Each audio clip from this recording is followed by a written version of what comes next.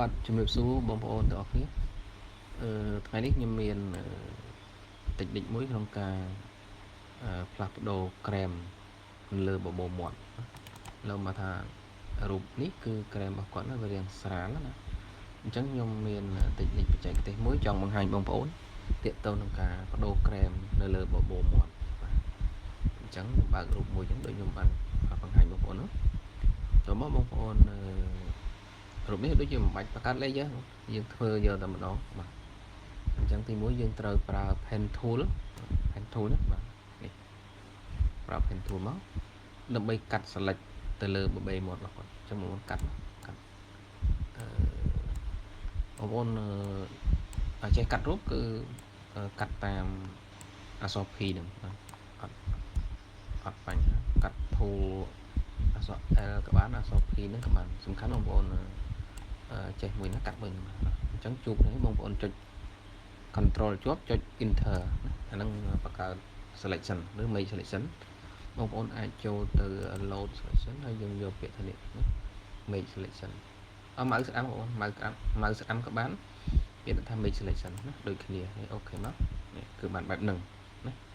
តែបើខ្ញុំជាទូទៅខ្ញុំប្រើ shortcut ពេលដែលកាត់ជួបអញ្ចឹងបងប្អូនចុច control អក្សរcontrol enter មកគឺបានហើយយើងបង្កើតបាន select មួយបាទអញ្ចឹងជាហ៊ានបន្ទាប់បងប្អូននេះមើលខាងក្រោមនេះណាយើងប្រើ mask នេះមួយមកបាទចុចកន្លែងហ្នឹងមក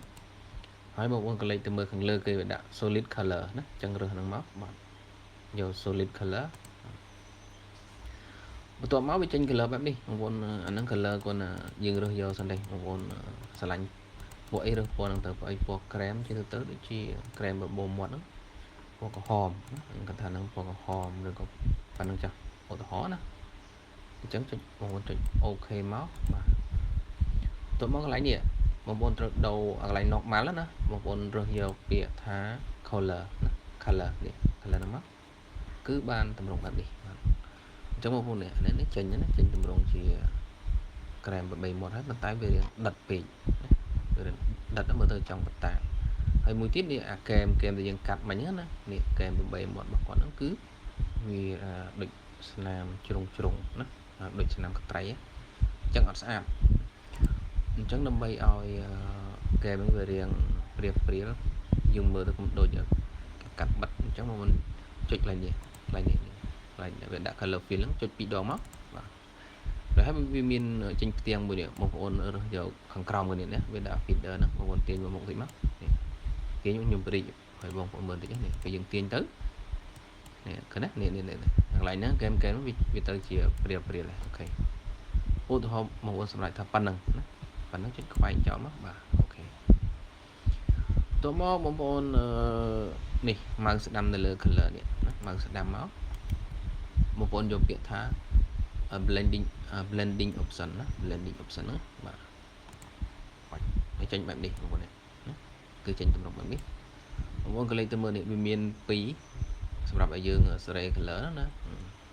អញ្ចឹងបងប្អូនចុច alt ជាប់មកនេះអានេះបើយើងទាញអត់ចុច alt ទេយើងទាញទៅវាទៅទាំងអស់ទេបងណាវាប្រែប្រួលចេះណាវាបែបហ្នឹងណាប៉ុន្តែយើងត្រូវការតែពាក់កដាលនេះមកជាហៀងណាវាមានអានេះមាន2ជាប់គ្នាអញ្ចឹងដើម្បីបានមកជាហៀងយើងចុច alt ជាប់មកហើយចាប់ទាញគ្នាបងប្អូននេះឃើញទេឃើញវាមកណាបាទចុច alt ជាប់ហើយ color ក៏វាប្រែប្រួលតាមហ្នឹងដែរនេះណាកុំឲ្យយើងយកប៉ុណ្្នឹងទៅណាអានេះចាប់ពាក់កដាលមកថយប៉ុណ្ណេះអានេះថយប៉ុណ្ណេះនេះថយទៅឡើងប៉ុណ្នេះទៅណាអូខេអានេះទៅឡើងមកមុខតិចមកអូខេបានណាតើមកមុនចុចអូខេគាត់ថា color ប៉ុណ្ណឹងបាននៅបងប្អូនថាអត់ស្រឡាញ់ពណ៌ហ្នឹងទេយើងអាចដូរទៅពណ៌ផ្សេងបានណានេះចុចកន្លែងនេះហើយធម្មតាក្រែមបបេមុតមិនពណ៌អញ្ចឹងវាអាចពណ៌ស្វាយអាចមាននេះស្វាយហ្នឹងណាអាចមានពណ៌នេះនេះ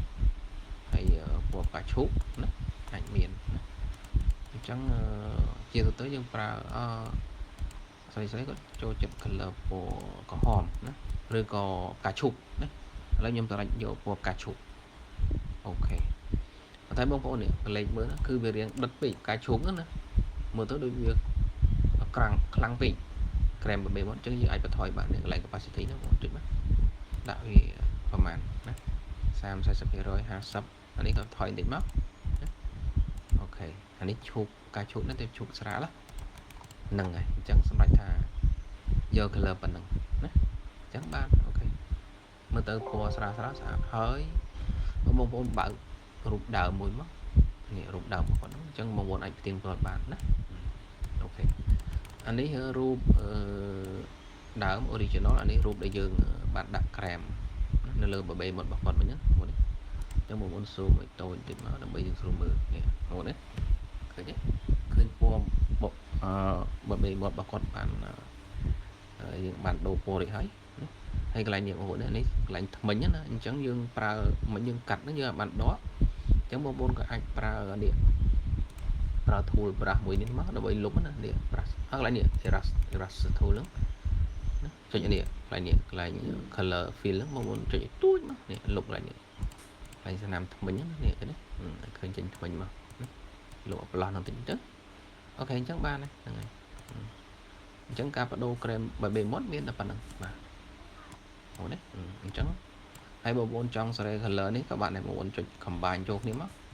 ជា layer តែមួយណាយើងចុចអានេះចុច C ឲ្យជាប់rồi ហើយបងប្អូនចុច control អក្សរ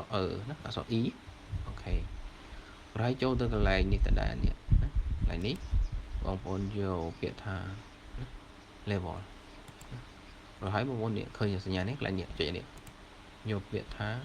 auto option ណាហើយបងប្អូនរកយកពាក្យនេះមួយនេះណាមានដាក់ in ឋាន per channel contrast ណាយក contrast មកអូខេអញ្ចឹងយើងបានរូបបែបហ្នឹងនេះរូបដើមនេះរូបកែមិញណាអញ្ចឹងតិចនិចនឹងការកែដាក់ក្រែមនៅលើបេមាត់គឺមានប៉ុណ្ណឹងបាទ